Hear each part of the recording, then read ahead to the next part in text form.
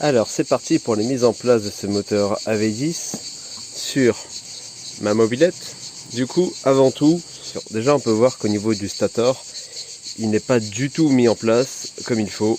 Je crois qu'il est à l'envers.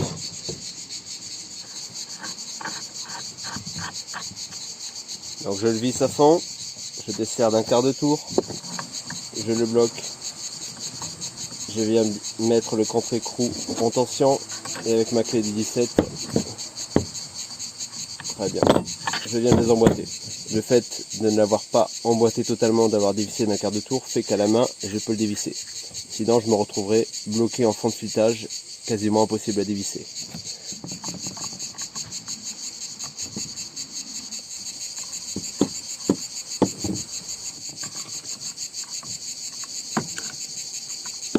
Carrément. Maman, mais c'est tenu avec ça. Donc le stator démonté, je vais le mettre dans du vieux mélange. Et à l'aide de pinceau, je vais commencer à le nettoyer.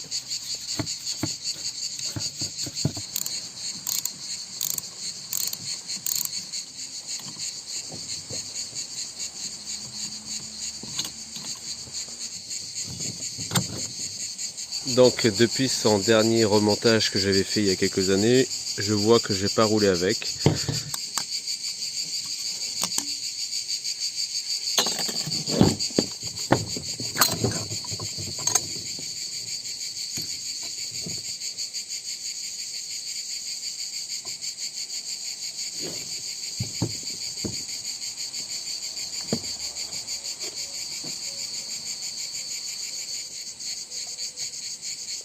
Donc le joint il ne tient pas, on va accéder au piston.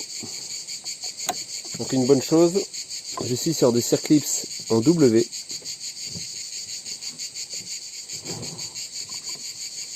C'est vachement plus pratique, j'ai juste à insérer la pince, à serrer et j'enlève en 2 secondes.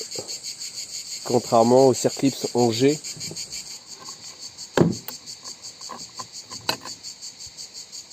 Une belle cage à aiguille. Ok. Donc là, à l'aide d'un cutter, je vais nettoyer le plan de joint d'en base. Mon objectif, c'est d'enlever le joint en carton et toutes les traces de pâte à joint. Donc là, je me retrouve avec un petit problème de cylindre. Alors, le cylindre que j'avais prévu de mettre, il a l'effiletage qui est totalement foiré. Donc voilà, c'est pas viable. Le pot ne tiendra pas. Ça rend peut-être pas trop bien la caméra, mais le filetage est vraiment dans un très mauvais état. Donc si je vise quelque chose dessus, ça ne fera pas long feu.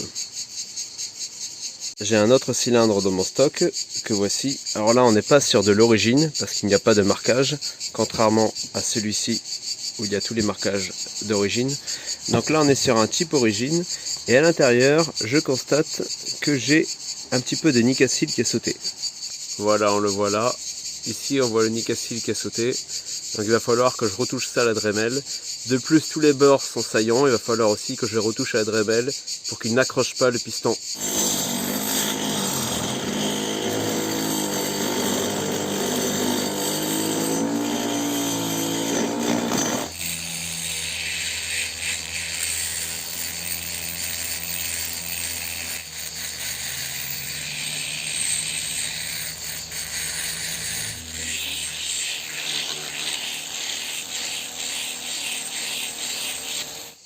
Donc une fois que j'ai travaillé les bords qui étaient tranchants, je prends l'axe du piston, j'essaye de l'introduire. Si je sens que ça force, que ça ne vient pas tout seul, là je prends du papier de verre, je commence par du papier de verre assez gros, et je commence par poncer l'intérieur. Donc une fois que j'ai travaillé au papier de verre un peu gros, je vérifie avec l'axe qu'il passe librement de chaque côté. Et là, je termine avec du papier de verre plus fin pour la finition.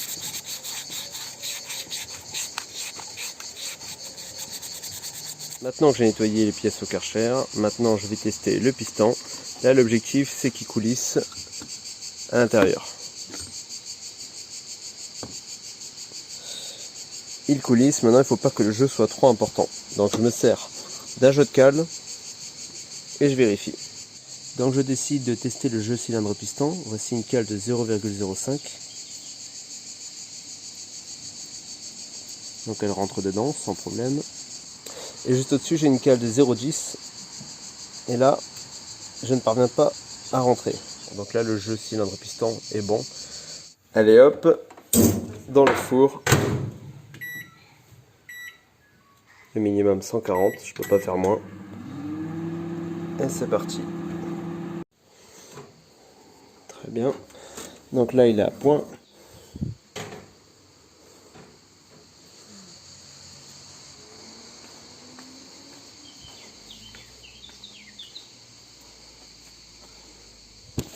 Donc là il est encore chaud, il sort du four. Je m'empresse de le huiler avec de l'huile de thon ou de l'huile de coupe en fonction de ce que vous avez.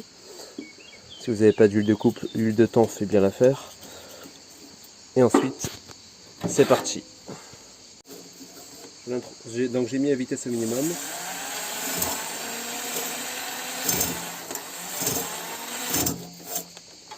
Très bien. Et je change de côté.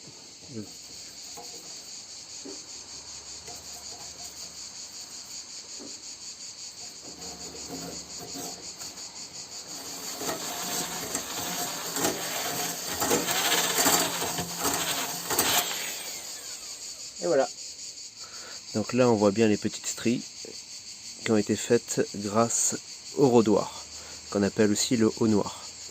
Ce qui permet de mieux lubrifier lorsque le moteur est en marche, car il y aura un fil d'huile qui se déposera sur ces stries.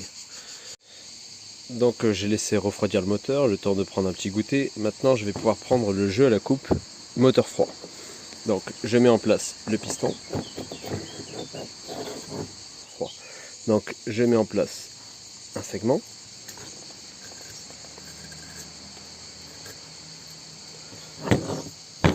Je fais monter le piston jusqu'à qu'il soit à quelques centimètres du bord.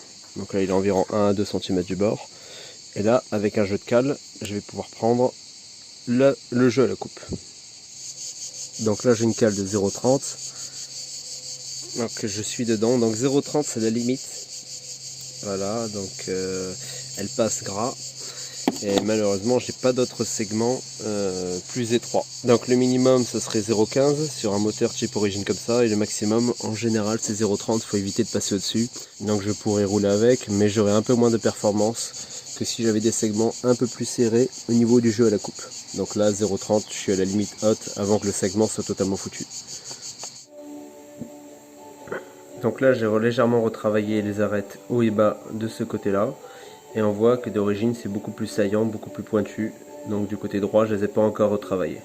Alors le principe de retravailler les arêtes fait que lorsqu'il va y avoir le segment qui va être en compression, eh ben, il y aura moins de bords d'attaque qui risquent de venir faire un serrage dans le cylindre. Donc là je viens de mettre le joint d'en base que j'ai au préalablement huilé. Maintenant je vais introduire le piston sur le pied de bielle du vilebrequin. Je viens d'abord positionner la cage à aiguille. Ensuite je positionne l'ouverture côté admission.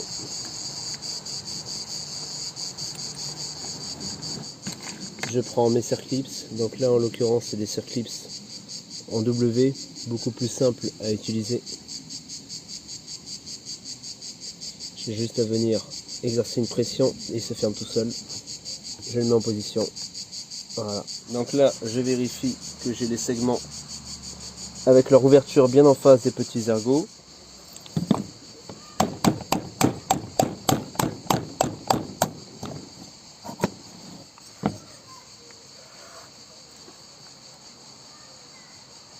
Donc lorsque je suis au point mort haut, on peut voir que le cylindre ne dépasse pas du cylindre, du coup j'ai de la marge. Alors ce qui pourrait être intéressant pour gagner un petit peu en compression, ça serait de raboter légèrement la culasse. Surtout que là en plus elle est extrêmement marquée.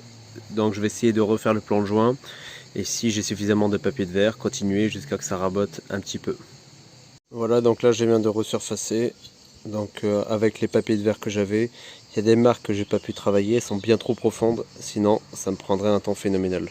Donc on va le remonter comme ça. Donc je vais y mettre un joint qui est siliconé. Donc petit coup de gueule sur ce joint de culasse en alu qui est siliconé, que j'ai acheté chez VSX. Donc on voit bien qu'il n'est pas du tout dans le gabarit du cylindre. Bon, j'ai de la chance, ici je suis pile à fleur, je ne dépasse pas. Mais sinon je vous conseille de retravailler au niveau des trous de goujon du joint de culasse en alu pour pouvoir un petit peu le déplacer et qu'il soit mieux centré. Pour moi c'est pas la peine, ça dépasse pas, je n'accroche pas, donc c'est bon. Donc voilà, je viens de le serrer à la clé dynamométrique à 13 Nm. Ici j'ai mis une bougie Bosch. Donc maintenant je vais pouvoir remettre le stator et les bobines d'éclairage et d'allumage.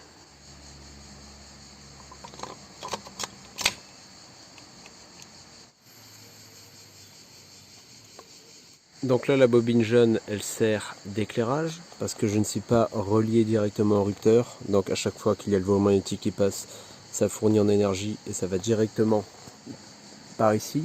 Et ça sort directement par ici et par le câble. Et du coup maintenant il me faut une bobine d'allumage. Du coup là j'en ai commandé une, ça fait partie des frais que j'ai prévus. J'en ai commandé une sur lamobilette.net. Donc voilà, le stator est remonté et la prochaine étape ce sera demain faire partir le câble d'allumage et commencer à changer tous les circuits électriques de la mobilette. Donc ça, ce sera la prochaine vidéo.